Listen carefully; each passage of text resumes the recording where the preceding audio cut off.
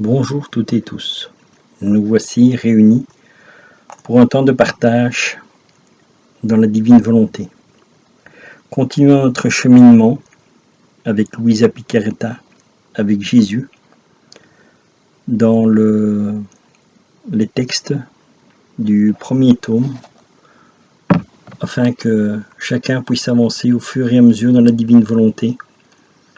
Donc plusieurs personnes avaient demandé de le faire depuis le début, parce qu'elles sont au début, donc voilà. Nous allons continuer à avancer petit à petit avec les textes du premier tome. Nous allons commencer par demander la grâce à notre petit moment du ciel de nous guider sur le chemin de la divine volonté. Au nom du Père qui nous a créés, du Fils qui nous a rachetés, de l'Esprit Saint qui nous sanctifie dans la divine volonté. Je te salue Marie, pleine de grâce, le Seigneur est avec toi. Tu es bénie entre toutes les femmes, et Jésus, le fruit de ton cœur immaculé, est béni. Sainte Marie, Mère de Dieu, prie pour nous pauvres pécheurs, maintenant et à l'heure de notre mort. Dans la divine volonté, Marie, je te demande la grâce de nous accompagner sur le chemin de la divine volonté, afin que nous puissions grandir dans l'amour de Dieu, dans ton amour, que tu puisses vraiment toucher le cœur de chaque personne qui écoutera cet enregistrement, qui le partagera, afin que son cœur puisse être vraiment touché par l'amour de Dieu, par la paix du Seigneur, et qu'elle puisse cheminer sur le chemin de la divine volonté. Amen.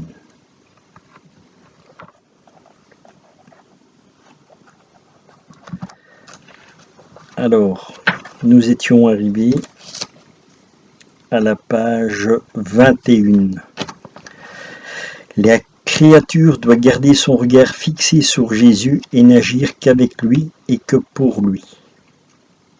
À partir de ce moment, pour satisfaire mon adorable Jésus, je ne pensais vraiment plus au passé. Cependant, je l'ai souvent imploré pour qu'il m'enseigne comment faire réparation pour mes péchés passés. Et il me dit, « Tu vois, bien que je suis prêt à t'accorder ce que tu désires, essaye de te souvenir de ce que je t'ai dit il y a quelque temps. La meilleure chose à faire est d'imiter ma vie. Dis-moi maintenant ce que tu veux. » Je lui répondis, « Seigneur, j'ai besoin de tout, car je n'ai rien. » Et Jésus poursuivit, « Très bien, n'aie pas peur, car petit à petit nous ferons tout. Je sais comment tu es faible. C'est de moi que tu recevras la force, la persévérance et la bonne volonté. Fais ce que je t'ai dit. Je veux que tes efforts soient honnêtes. Tu dois garder un œil sur moi et l'autre sur ce que tu fais. Je veux que tu saches faire abstraction des personnes pour que, quand on demande de faire quelque chose, tu le fasses comme si la demande venait directement de moi. Les yeux fixés sur moi, ne juge personne. Ne regarde pas pour voir si la tâche est douloureuse, dégoûtante, facile ou difficile. Tu fermeras tes yeux à tout cela et tu les ouvriras sur moi, sachant que je suis en toi et que je surveille ton travail. Dis-moi souvent, Seigneur, donne-moi la grâce de bien faire, du commencement à la fin, tout ce que j'entreprends, que j'agisse seulement pour toi. Je ne veux plus être l'esclave des créatures. Fais ainsi pour que, quand tu marches, tu parles, tu travailles ou fais n'importe quoi d'autre, tu agisses seulement pour ma satisfaction et mon plaisir.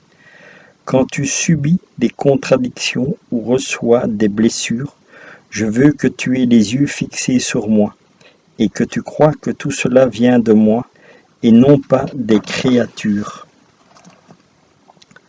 Fais comme si, de ma bouche, tu entendais ceci. Ma fille, je veux que tu souffres un peu. Par ces souffrances, je te ferai belle. Je veux enrichir ton âme de nouveaux mérites. Je veux travailler sur ton âme pour que tu deviennes comme moi. Et pendant que tu endures tes souffrances pour mon amour, je veux que tu les offres en me remerciant de t'avoir fait gagner des mérites. En le faisant, tu compenseras avantageusement pour ceux qui t'ont fait du mal ou qui t'ont fait souffrir. Ainsi tu marcheras tout droit devant moi. Ces choses ne te dérangeront pas et tu connaîtras une paix parfaite. Ici, la grâce que nous recevons vraiment dans cet enseignement, c'est que le Seigneur nous fait vraiment comprendre que nous devons tout accepter de ce qui nous arrive, vraiment comme si ça venait de Jésus lui-même. Donc il le dit lui-même, ne regarde pas quelle est la personne qui te fait la remarque ou qui te dit quelque chose, mais fais comme si cela venait de moi.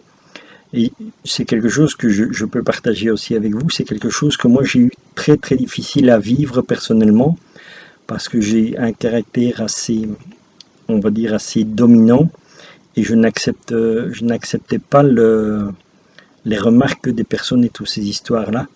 Donc parce que je trouvais que voilà, on a notre fierté, notre orgueil, comme on dit, et bien sûr c'est notre propre volonté à vouloir être dominant et dire voilà c'est comme ça et pas autrement. Et ici le Seigneur nous fait comprendre, et c'est un très bon enseignement, et je le partage surtout aussi pour moi, en me disant que voilà, il faut que j'apprenne aussi à tout accepter comme si tout venait de Dieu.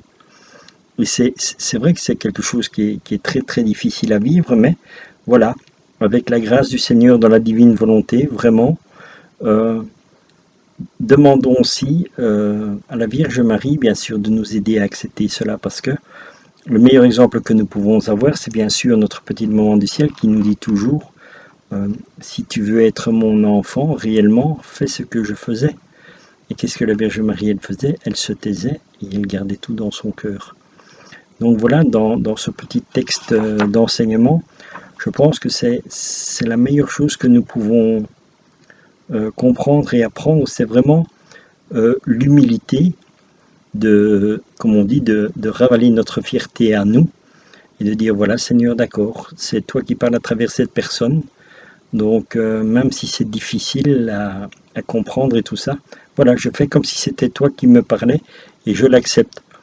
Mais vraiment, comme nous avons la grâce de vivre dans la divine volonté, que c'est le Seigneur lui-même qui vit en nous et qui partagera cette souffrance avec nous, il nous travaillera intérieurement, il nous fera vraiment comprendre que il faut tout laisser et tout à fait s'abandonner à sa volonté à lui. Voilà donc le petit enseignement que nous pouvons retirer de ce petit texte. Continuons notre petite lecture. La créature doit mourir à elle-même et ne vivre que pour Dieu. Pour cela, elle a besoin d'esprit de charité et d'esprit de mortification. Voilà, donc ça confirme bien ce qui a été lu juste l'enseignement avant que Jésus donnait à Luisa Picaretta. Donc c'est vraiment avoir un besoin d'esprit de charité et l'esprit de mortification. Et c'est ça que nous voyons donc dans les premiers tomes aussi de la divine volonté. C'est vraiment le Seigneur qui nous apprend à nous détacher de notre humanité, donc justement notre volonté qui est toujours très très orgueilleuse. Parce qu'on dit moi je fais ça ou je fais ci ou ça et c'est toujours grâce à moi. Et c'est comme ça que nous nous perdons. Donc vraiment ce sont des enseignements vraiment pour nous abandonner totalement à la divine volonté. Après une période de temps où je faisais ce que Jésus me demandait, il m'entretint de l'esprit de mortification. Il me fit comprendre que toutes les choses, même les sacrifices héroïques et les plus grandes vertus, seront considérés comme rien s'ils ne sont pas faits par amour pour lui. Si les mortifications ne sont pas motivées du commencement à la fin par l'amour de lui, elles sont insipides et sans mérite. Il me disait, la charité est la vertu qui donne aux autres vertus leur lustre, et les actions faites sans la charité sont des œuvres mortes. Mes yeux ne font pas attention aux actions qui ne sont pas faites en esprit de charité. Elles n'atteignent pas mon cœur. Par conséquent, sois attentif et fais tes actions, même les plus petites, en esprit de charité et de sacrifice. Fais-les en moi, avec moi et pour moi. Je ne rencontrerai pas tes actions comme miennes si elles ne portent pas les deux sceaux, celui de tes sacrifices et mon propre sceau. Comme la monnaie doit avoir l'image du roi imprimée sur elle pour être acceptée comme valable par les sujets du roi. Ainsi les actions doivent porter la marque de la croix pour être acceptées par moi. Nous ne nous préoccupons plus maintenant de travailler à éliminer tes affections pour les créatures, mais à ton affection pour toi-même. Je veux te faire mourir à toi-même pour que tu puisses vivre seulement pour moi. Je veux imprimer en toi rien d'autre que ma vie. C'est vrai qu'il t'en coûtera davantage, mais prends courage et n'aie pas peur. Moi avec toi et toi avec moi, nous ferons tout. Il me donnait de nouvelles idées en ce qui concerne l'anéantissement de soi-même. Il me disait, tu n'es pas et tu ne dois pas te considérer plus qu'une ombre qui passe rapidement et qui t'échappe quand tu essaies de l'attraper. Si tu veux voir en toi-même quelque chose qui soit digne de moi, considère que tu n'es rien. Et alors moi, heureux de ton véritable abaissement, je verserai mon tout en toi. En me disant cela, mon bon Jésus imprimait dans ma pensée et mon cœur un tel anéantissement que j'aurais voulu me cacher dans le gouffre le plus profond. Sachant qu'il m'était impossible de lui cacher ma honte, et pendant que je poursuivais dans la destruction de mon estime personnelle, il me dit, « Approche-toi de moi, appuie-toi sur mon bras, je te soutiendrai et te donnerai la force de toujours travailler pour moi, de tout faire pour moi. » Et ici, nous arrivons aussi avec la parole dans l'Évangile, enfin plutôt dans les lettres de Saint Paul, où Saint Paul dit « Ce n'est plus moi qui vis, mais c'est le Christ qui vit en moi ». Pour pouvoir arriver à ce stade spirituellement, bien sûr que humainement, on ne sait pas le faire. Et que ça, c'est la grâce qui nous est donnée, encore une fois, ici dans la divine volonté. C'est le Seigneur qui fera tout en nous. Et c'est lui-même qui nous apportera cette mortification et qu'elle prendra toute la grâce de l'amour et de la paix, parce que c'est Jésus lui-même qui l'établira en nos cœurs et en nos âmes. Nous, comme de nous-mêmes, nous ne savons rien faire à part simplement. Nous pouvons juste donner notre volonté au Seigneur et dire « Seigneur, je te donne ma volonté, en échange, donne-moi la tienne » pour que je puisse réellement vivre les enseignements que tu donnes ici dans les livres du ciel. Et donc, c'est cela qui nous apprend, bien sûr, chaque jour, à avoir de plus en plus d'humilité. C'est uniquement à force de nous offrir au Seigneur en disant « Seigneur, voilà, je viens vers toi, je t'offre tout, je te donne ma volonté, car tu sais que ma volonté à moi m'amène à la destruction, mais je te demande en échange de recevoir ta divine volonté pour que, ensemble, nous puissions vivre dans la grâce de ton amour et de ta paix. » Et donc voilà, ce sont des choses simples que le Seigneur nous demande de faire, pas de choses extravagantes ni quoi que ce soit, toujours dans la simplicité et l'humilité. Poursuivons notre petite lecture. L'âme doit totalement mourir à elle-même et on doit mortifier sa volonté dans tous ses choix. Étant infiniment parfait, Dieu ne peut que désirer que chacune de ses œuvres tente à sa perfection spécifique. Si donc tout ce qu'il a créé tend naturellement vers sa perfection, et ne peut cesser de marcher vers son amélioration, alors à bien plus forte raison, une créature à laquelle Dieu a donné une intelligence et une volonté personnelle ne peut laisser son perfectionnement stagner. Si elle veut vraiment que Dieu trouve en elle son plaisir, créé par Dieu à son image et à sa ressemblance, l'homme peut atteindre la plus haute perfection s'il s'applique à se conformer à la volonté de Dieu et à correspondre aux grâces qui lui sont accordées par lui. Si le Seigneur est près de moi et veut que je m'appuie sur son bras, et si par sa seule attirance il me presse de me jeter dans ses bras paternels, et si de plus il veut que je prenne toute ma force en lui, afin de bien faire toutes les choses, ne suis-je pas une idiote si je refuse cette grâce, et que je ne veux me soumettre et que je ne veux me soumettre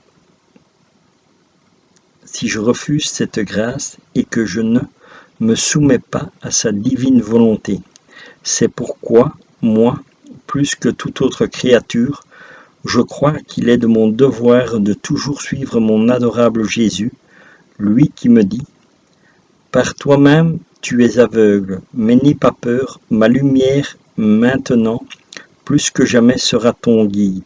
Je serai en toi et avec toi pour faire des choses merveilleuses. Suis-moi en toutes choses et tu verras pour un temps.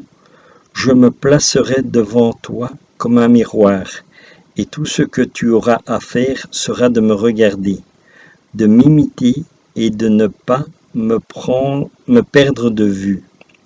La première chose que tu dois faire est de mortifier ta volonté et de détruire ton ego, qui désire tout sauf le bien.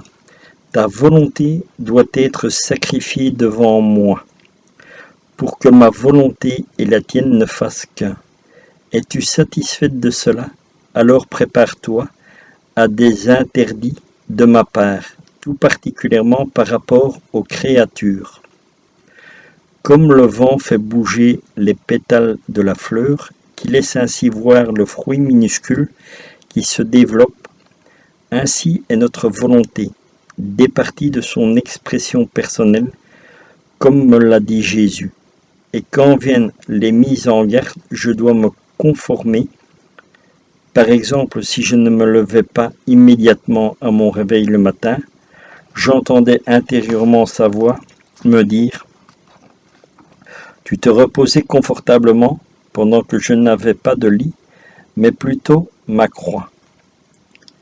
Vite, vite, lève-toi, ne sois pas si complaisante. » Et si je portais mon regard trop loin quand je marchais, il me grondait en disant « Je ne veux pas que ton regard s'étende au-delà du nécessaire, afin que tu ne trébuches pas. »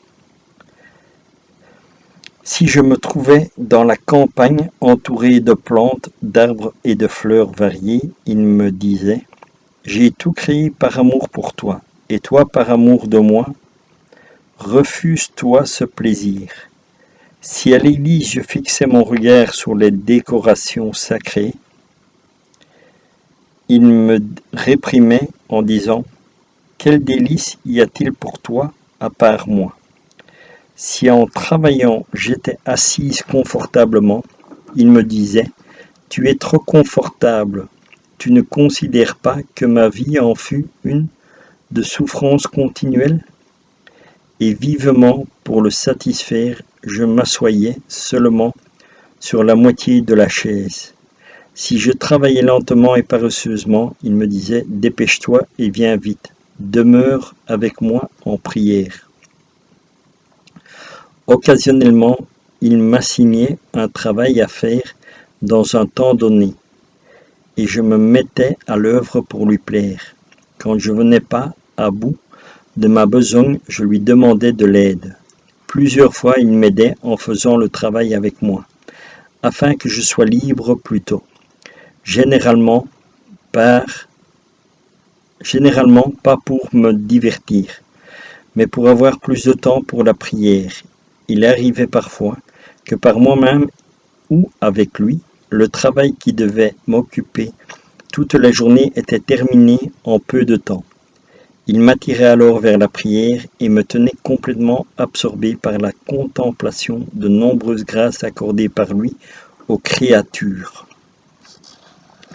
Après un certain temps, je commençais à me sentir plus impliqué et j'aurais aimé rester en prière indéfiniment. Je n'expérimentais jamais la fatigue ou l'ennui et je me sentais si bien qu'il me semblait n'avoir besoin d'aucune autre nourriture que celle qui me venait de la prière. Mais Jésus me corrigeait en disant « Dépêche-toi, ne tarde pas. Je veux que tu manges par amour pour moi. Prends la nourriture qui sera absorbée par ton corps. Demande que mon amour s'unisse au tien, afin que mon esprit s'unisse à ton âme et que ton être tout entier soit sanctifié par mon amour. » Occasionnellement, pendant que je mangeais, j'aimais un aliment et je continuais à le manger. Et Jésus me disait « As-tu oublié que je n'avais pas d'autre désir que de me mortifier par amour pour toi? Arrête de manger cela et tourne-toi vers quelque chose pour lequel tu n'as aucun désir. » De cette manière, Jésus essayait de tuer ma volonté, même dans les plus petites choses, pour que je vive seulement en lui. Ainsi, il me permettait de faire l'expérience des paradoxes de l'amour entièrement saint et tourné vers lui. Quand approchait le jour où j'allais pouvoir communier, je ne faisais rien le jour et la nuit d'avant, excepté de me préparer à le recevoir le mieux possible. Je ne fermais pas les yeux pour le sommeil à cause des actes d'amour continuels que je faisais à Jésus. Je disais souvent « Hâte-toi Seigneur, je ne peux plus attendre. Raccourcis les heures, fais que le soleil aille plus vite, car mon cœur défaille du désir de la sainte communion. » Et Jésus répondait « Je suis seul et je languis sans toi. Ne te désole pas, que tu ne puisses dormir. C'est un sacrifice que de demeurer à distance de ton Dieu. Ton époux, ton tout, lui qui reste éveillé par amour pour toi, viens et sans les offenses qui sont continuellement commises contre moi par les créatures. Ah, ne me refuse pas le soulagement de ton aimable compagnie. Les palpitations de ton amour unies aux miennes effaceront partiellement l'amertume que beaucoup d'offenses me donnent jour et nuit. Je ne te laisserai pas seul avec tes souffrances et tes afflictions. Plutôt, je te rendrai l'appareil par ma compagnie. Au lever du jour, j'allais à l'église avec un grand désir de recevoir Jésus dans le Saint-Sacrement. J'approchais mon confesseur sans lui dire un mot de ce désir. Plus d'une fois, il me dit « Aujourd'hui, je veux que tu sois privé de la Sainte Communion. » Ceci était si dur pour moi que souvent je commençais à pleurer. Mais je ne voulais pas révéler à mon confesseur l'amertume de mon cœur que mon cœur ressentait. Puisque Jésus voulait que je me résigne au désappointement, je cédais pour qu'il ne me gronde pas. Il voulait que j'aie une complète confiance en lui, mon plus grand bien. Souvent je lui ouvrais mon cœur et lui disais « Oh mon doux amour, est-ce que ceci est le fruit de cette vigile que nous avons faite tous les deux cette nuit?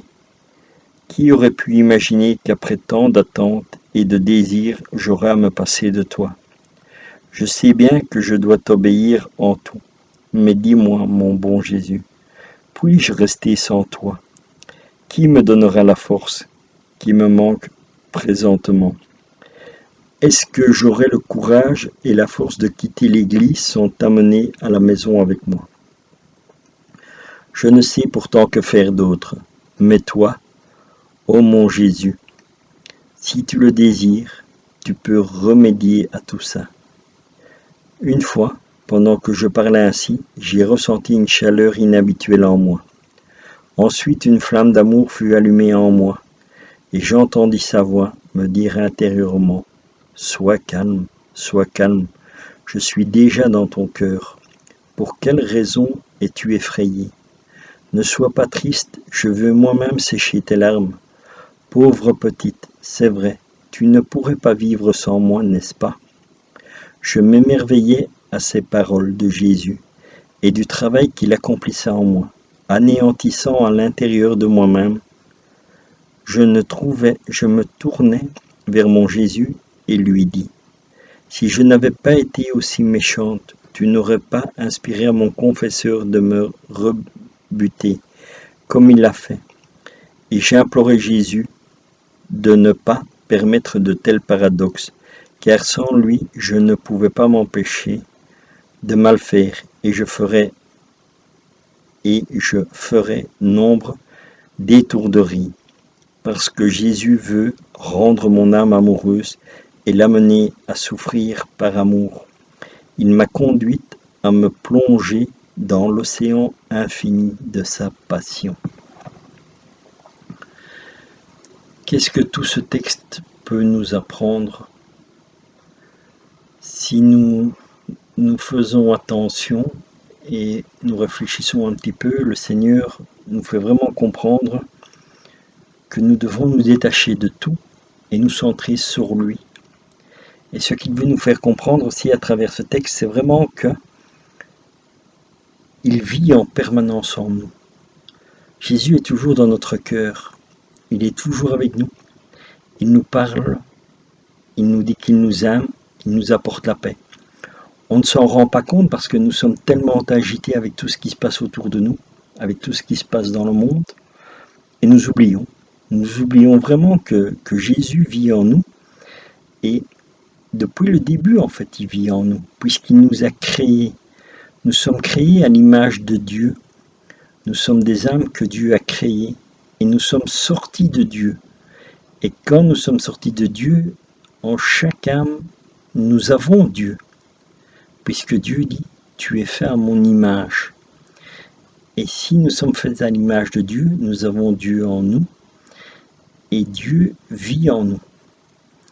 À nous simplement, à vraiment nous détacher, à commencer vraiment à avoir une vie intérieure en nous-mêmes avec le Seigneur, pour pouvoir dire, voilà Seigneur, apprends-moi à vivre avec toi. Vraiment ouvre mon cœur et mon esprit afin que je puisse me rendre compte que tu vis en moi. Parce que humainement, on ne sait pas le comprendre et on ne sait pas le vivre. Et c'est ça la divine volonté, encore une fois, qui nous dit, je vis en toi, donne-moi ta volonté et tu verras les lumières que l'Esprit Saint donnera à ton cœur, illuminera ton esprit et te fera comprendre que je vis en toi. Et que mon amour grandit en toi, que ma paix grandit en toi. Et comment cela se fait? Cela se fait quand nous nous abandonnons vraiment à Dieu, quand nous écoutons sa parole, quand nous allons à la Sainte Messe, que nous allons écouter vraiment la parole de Dieu, l'Évangile, quand nous avons des difficultés même dans notre vie courante, ce n'est pas grave. Nous avons aussi la grâce d'avoir dans la Sainte Église, nous avons la grâce d'avoir tous les sacrements. Et quand nous tombons, nous avons la grande grâce d'avoir le sacrement de la réconciliation. Nous pouvons aller nous confesser. Et vraiment, c'est ce que je conseille toujours aux personnes, d'aller le plus souvent possible à la confession. Et vraiment, c'est là que nous recevons ces grâces de bénédiction, d'abandon, et de dire, voilà Seigneur, je viens te demander pardon parce que je ne sais pas vivre les choses telles que tu voudrais, telles que tu désires vraiment que nous les vivions dans l'amour et dans la paix, et que nous pouvions partager tout cela avec nos frères et sœurs. Donc vraiment, Seigneur, je viens te demander cela dans le sacrement de la réconciliation. Apprends-moi à diminuer, que mon orgueil puisse vraiment être anéanti, que ma volonté puisse être complètement anéantie dans la tienne, et que par ta divine volonté, je puisse m'élever dans la grâce de l'amour et de la paix, afin que je puisse aussi partager et répandre ces grâces d'amour et de paix autour de moi. Voilà tout l'enseignement que nous pouvons retrouver dans ce petit enseignement qu'on vient de partager dans la lecture. Donc vraiment ayons cette confiance en Dieu et soyons vraiment certains que Dieu vit à chaque instant en nous, même si pour l'instant, comme il y a aussi des difficultés avec le temps que nous vivons, où il y a les gouvernements qui s'amusent à dire voilà, les églises vont être fermées ou vous ne pouvez pas, la communion doit se prendre ainsi ou ainsi, et que des personnes ne savent pas, ils peuvent se rendre compte que c'est pas grave parce que Dieu est avec eux. Et quand nous avons Dieu avec nous, il ne nous manque rien. Donc, allons, même si nous ne savons pas aller forcément communier au corps et au sang du Christ, c'est pas grave. Allons simplement à la messe pour écouter sa parole va nous nourrir, et demandons éventuellement faire une communion spirituelle, et le Seigneur nous la donnera, dans la divine volonté le dit bien aussi.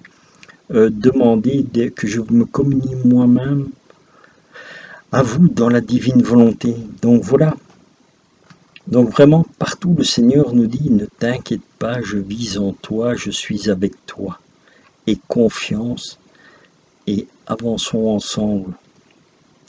Voilà ce que la divine volonté nous enseigne et les enseignements qui sont donnés dans les textes ici. On va encore partager un petit enseignement. La première vision de Jésus souffrant.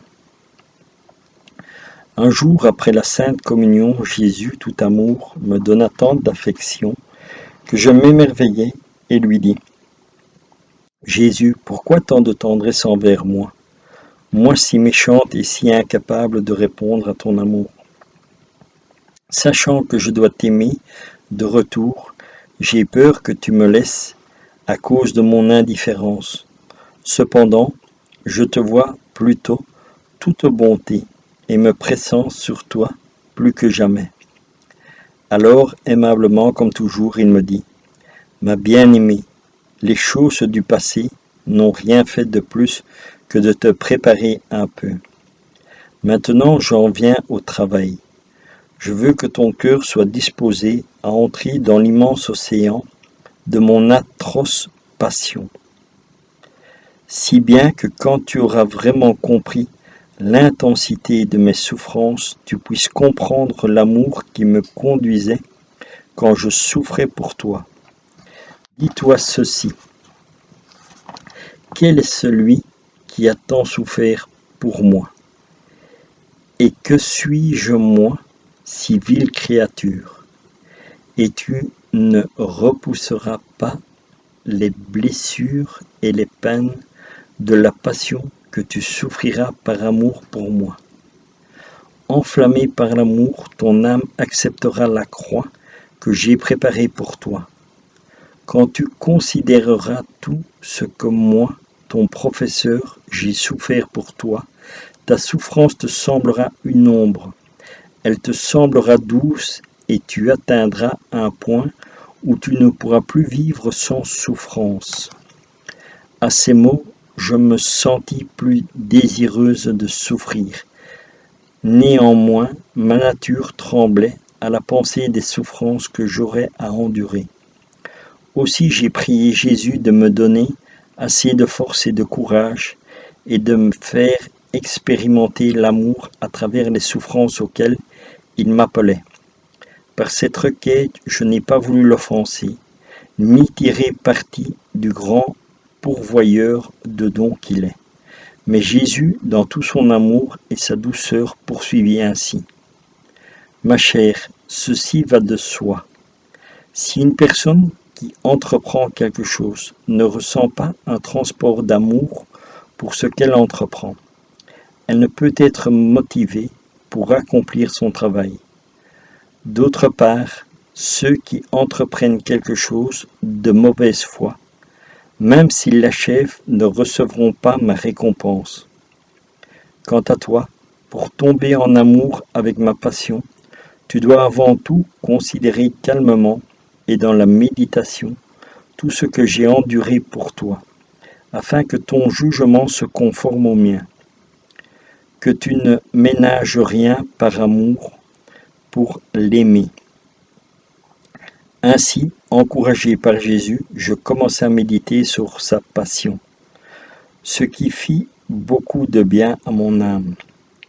Je puis assurer que ce bien me vint de la fontaine de la grâce et de l'amour. À partir de ce moment, la passion de Jésus fit son chemin dans mon cœur, mon âme et mon corps, dans lequel les souffrances de la passion seront manifestées. Je devins immergé dans la passion, comme dans une immense mer de lumière qui, avec ses chauds rayons, embrassait mon être tout entier d'amour pour Jésus, lui qui a tant souffert pour moi. Plus tard, cette immersion me fera comprendre clairement la patience et l'humilité, l'obéissance et la charité de Jésus, et tout ce qu'il endura par amour pour moi. Voyant quelle grande distance il y avait entre lui et moi, je me sentais complètement anéanti. Les rayons qui me submergeaient me semblaient comme des réprimandes, me disant silencieusement « Un Dieu si patient, et qu'en est-il de toi? Un Dieu si humble, assujetti à ses ennemis, et qu'en est-il de toi? Un Dieu de toute charité qui souffre beaucoup pour toi, et qu'en est-il de toi? Où sont les souffrances que tu portes par amour pour lui? Où sont-elles? » Occasionnellement, Jésus me parlait des douleurs de son agonie et de ses souffrances d'amour pour moi. Et j'en étais ému jusqu'aux larmes. Un jour, pendant que je travaillais et que je méditais sur les cruelles souffrances de Jésus, ma tête devint oppressée au point que j'en perdais la respiration. Par peur qu'il m'arrive quelque chose de sérieux, je voulus faire diversion en sortant sur le balcon. Là, je vis une foule immense de gens passant dans la rue. Ils conduisaient mon très gentil Jésus, le poussant et le tirant. Jésus portait sa croix sur son épaule. Il était exténué et suait le sang. Il faisait pitié au point d'émouvoir une pierre. Il leva les yeux vers moi pour me demander du secours. Qui pourrait décrire le chagrin que j'ai alors ressenti? Qui pourrait décrire l'effet de cette épouvantable scène? Eux sur moi. Je suis rapidement retourné dans ma chambre, ne sachant plus où je me trouvais.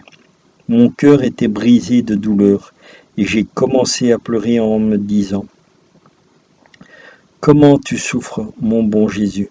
Je souhaiterais pouvoir t'aider à te libérer de ces loups enragés, ou souffrir des douleurs et des tortures pour toi, pour te donner du soulagement. Ô mon Dieu, permets que je souffre à tes côtés. Ce n'est pas juste que tu souffres tant par amour pour moi, une pécheresse, et que moi je souffre rien pour toi. » Jésus alluma tant d'amour en moi pour sa douce souffrance que c'était plus dur pour moi que de ne pas souffrir. Ce vif désir qui prit vie en moi ne s'est jamais éteint. Dans la sainte communion, je ne demandais rien d'autre plus ardemment qu'il ne me soit permis de faire l'expérience de douces souffrances similaires aux siennes. Quelquefois, il me satisfait en enlevant de sa couronne une épine qu'il jetait dans mon cœur. Occasionnellement, il enlevait les clous de ses mains et de ses pieds et les jetait en moi, ce qui me causait des douleurs très grandes, mais jamais égales aux siennes. À d'autres occasions, il me semblait que Jésus prenait mon cœur dans ses mains et qu'il le serrait si fort que la douleur me faisait perdre l'usage de mes sens. De peur que les gens autour de moi puissent noter ce qui m'arrivait, je le priais en disant « Mon Jésus, donne-moi la grâce de souffrir sans que mes souffrances soient perçues par les autres. je fus satisfaite pour quelque temps, mais à cause de mes péchés, mes souffrances étaient parfois observées par les autres. Voilà encore un bel enseignement que Jésus nous donne, et vraiment aussi pour nous faire comprendre que si nous regardons un peu attentivement, on se plaint souvent parce que nous avons un petit souci de santé ou un petit problème à gauche ou à droite. Et, vraiment, on se dit, voilà, Seigneur, pourquoi est-ce que j'ai telle blessure? Pourquoi est-ce que j'ai telle maladie? Pourquoi j'ai ci? Pourquoi j'ai ça? Et on se plaint. Et Jésus, qu'est-ce que lui, il a fait? Lui se taisait. Il avait pris sa croix, il l'a embrassée, parce que c'était ça qu'il attendait. Il attendait vraiment la croix, une croix douloureuse qu'il embrasse, parce qu'il sait que le fruit que portera cette croix, c'est la grâce de la résurrection. C'est la grâce de l'amour, de la paix. Et tout ça, ce n'est uniquement que par grâce à la Sainte Passion qu'il a souffert, et aussi bien sûr pour toutes les réparations qu'il a fait, parce que la passion de Jésus ne commence pas au jardin de Gethsémani, mais vraiment depuis le temps qu'il est venu dans le sein de la Vierge Marie. À partir de ce moment-là, la souffrance de Jésus a commencé. Et c'est pour ça que quand nous avons un problème de santé ou un petit souci comme ça vraiment qui nous dérange, méditons la passion de Jésus et centrons-nous sur Jésus et ne restons pas centrés sur nous-mêmes. C'est encore un moyen de dire que voilà, quand nous sommes tellement occupés à penser à notre souffrance, ça veut dire que nous sommes retombés dans notre volonté humaine et que nous pensons à nous. Alors que Jésus dit regarde-moi. Et c'est vrai que si on regarde la croix de Jésus, en fait, il y a tellement d'amour dans cette croix que la souffrance que nous avons disparaîtra parce que nous serons tellement absorbés en Dieu qu'on ne ressentira plus la douleur, mais vraiment la grâce de son amour et de sa paix. C'est une grâce vraiment que le Seigneur m'a un jour fait partager. C'est vraiment de sentir cette paix et cet amour qui enveloppait la douleur. Et humainement, c'est quelque chose de très très difficile à comprendre, mais vraiment dans la grâce de Dieu, en lui demandant vraiment qu'il nous aide, eh bien, nous pouvons arriver à cet état en disant Seigneur, mais quel est le fruit de cette souffrance et le fruit de la passion, parce que la croix qui est douloureuse devient la croix glorieuse. Donc, allons au-delà de cette croix de douleur pour vraiment arriver à la grâce de la croix de la résurrection. Et quand nous parvenons à nous centrer sur la croix de la résurrection, c'est vraiment là que on comprendra le sens aussi de la divine volonté d'aller au-delà de ce que nous voyons. Et ça, bien sûr, ce n'est uniquement que par grâce de Dieu dans la divine volonté, parce qu'il n'y a que Dieu qui peut nous amener à cet état et avoir cette compréhension d'amour et de paix au-delà de la souffrance. Voilà, donc ça c'était ce que je voulais vous partager avec le petit enseignement ici. Et ce que je vais faire aussi, je vais faire des vidéos, vraiment aussi sur les heures de la Passion, mais pas en forme de prière, mais vraiment pour essayer de voir l'amour que Dieu veut nous apporter dans la grâce vraiment de la passion. Parce que la passion n'est pas...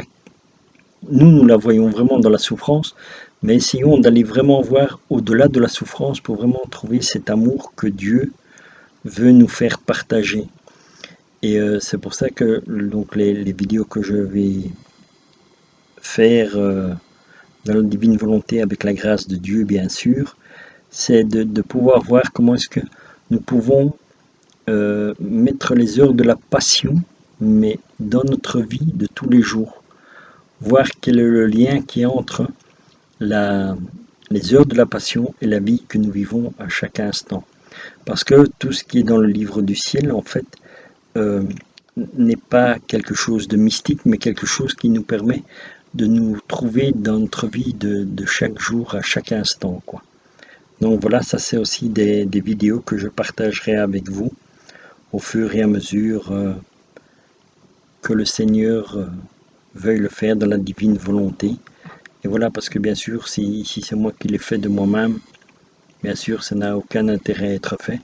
Donc vraiment, je mets cette action dans la divine volonté et que tout, bien sûr, se fasse selon la volonté du Seigneur et pas la nôtre.